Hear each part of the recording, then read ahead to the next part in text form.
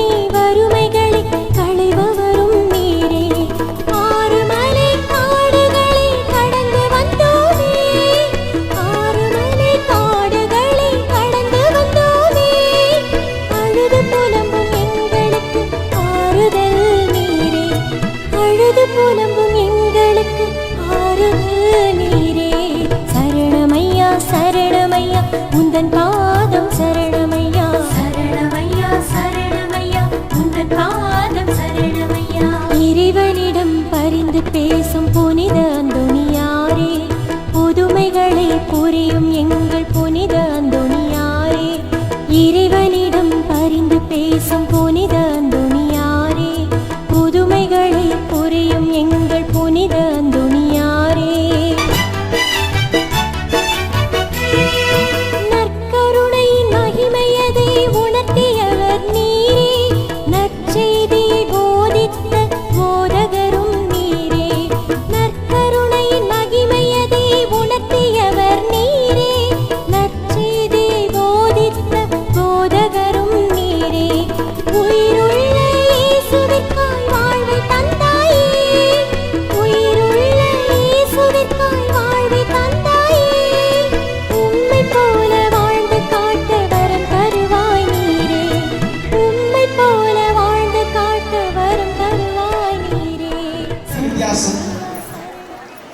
பக்தர்களுக்கும் சீடர்களுக்கும் என்ன வித்தியாசம் அப்படின்னு பார்க்கும் பொழுது, பக்தர்கள் என்ன பண்ணுவாங்க, அப்படி தூரத்துல இருந்து பார்ப்பாங்க, ஆண்டவர் ரொம்ப அழகா இருக்காரு, இருக்காருப்பா, நமக்காக பாடுபட்டாரு, வாழ்ந்த மனுஷன் இப்படிதான் இருக்கணும் அப்படின்னு சொல்லி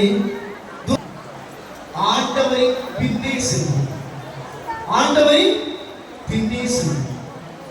சீடர்களாக வாழ்வது கடினம். இப்ப கேட்கிறேன், நீங்களா இயேசுவின் பக்தர்களா சீடர்களா? சீடர்கள். நல்லது, ரொம்ப சந்தோஷம். நீங்கள் இயேசுவின் சீடர்களாக வாழ அவர் காட்டிய அந்த பாதையும் சொல்லுங்கள். அந்த பாதை அன்பு நிறைந்த பாதை, அன்பை பிரதானப்படுத்திய பாதை.